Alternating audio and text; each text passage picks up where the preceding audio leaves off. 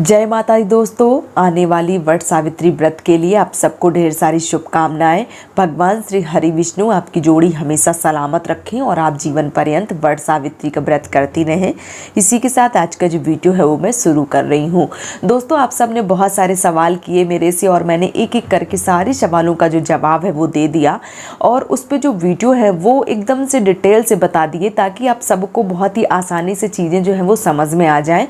और क्या है कि कमेंट जब आते हैं उसके नीचे लिख देना और उस पर वीडियो बनाना दोनों में बहुत बड़ा अंतर हो जाता है, क्योंकि वीडियो जो है वो बहुत लोगों के समक्ष जाता है तो बहुत सारे लोगों का उसका जो जवाब है वो मिल जाता है।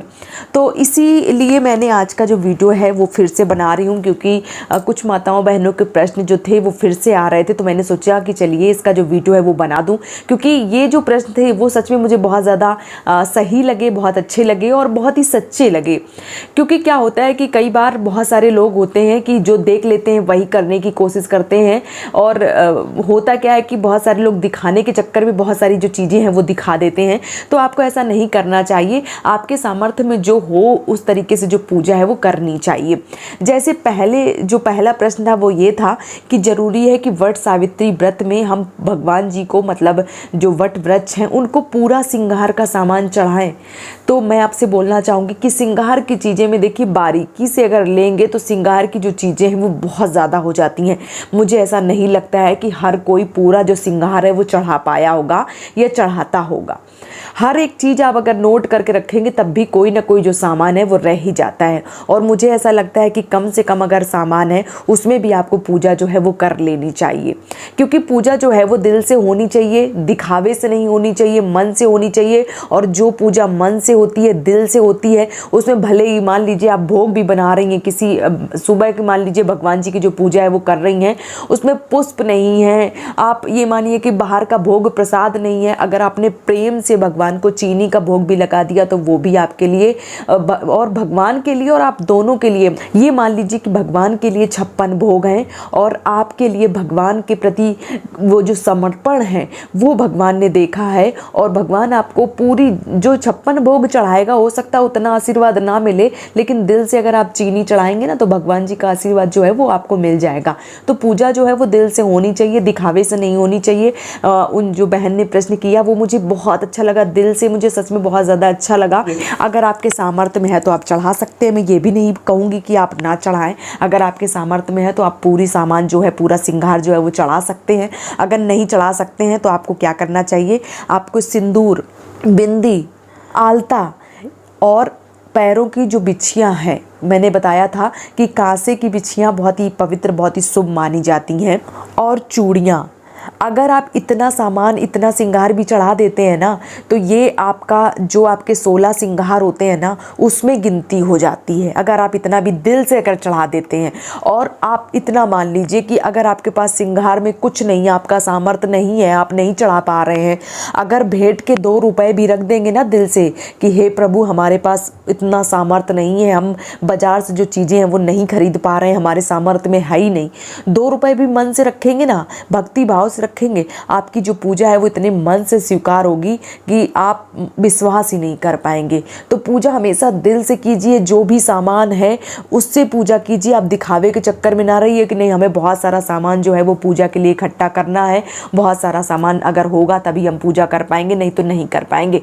पहली बात तो ये दिमाग से अपने निकाल दीजिए और जो भी है उसी में से करने की जो कोशिश है वो कीजिए, लेकिन दिल से कीजिए।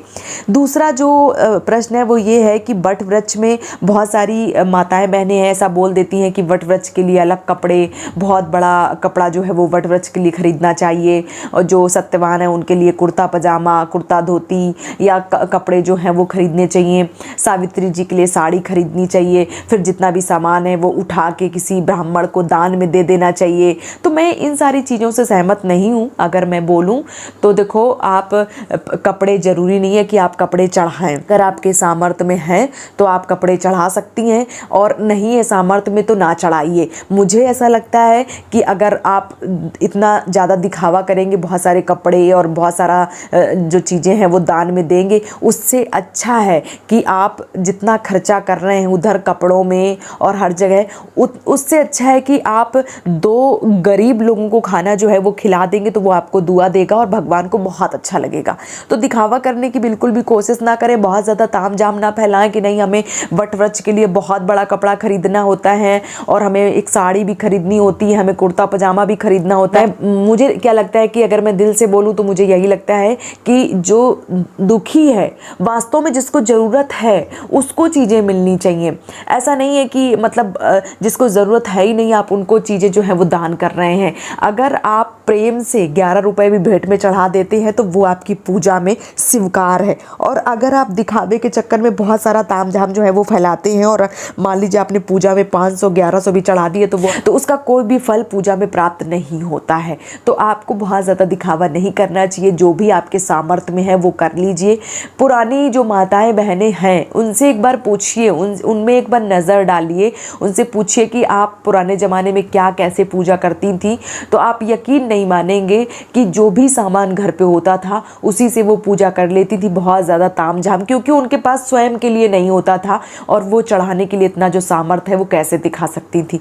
तो जो भी है आपके पास, दिल से मैं बोलूँगी आप सबसे हाथ जोड़ के विनम्र निवेदन है, आप सबसे हाथ जोड़ के विनती है कि आप सब उतना कीजिए जितना आपके सामर्थ्य में है। बहुत ज़्यादा दिखावा, बहुत ज़्यादा सामान आपके जो बजट में है नहीं, आप उसको लेने की कोशिश मत कीजिए। जो आपके सामर्थ्य में है, जो आपके बजट में है, उस तरीके से ले लीजिए और पूजा जो है वो कर लीजिए। जो भी आपको मिल जाता है उस तरीके से जो पूजा है वो हो जाती है। आशा करती हूँ कि वीडियो आपको बहुत ही अच्छे से समझ में आ गया होगा, और पसंद आया तो प्लीज़ मेरे चैनल को सब्सक्राइब और वीडियो को लाइक ज़रूर कीजिए। आज का वीडियो यहीं पे समाप्त कर रही हूँ। जय माता दी दोस्तों। वट सावित्री व्रत के लिए आप सबको ढेर सारी शुभकामनाएं।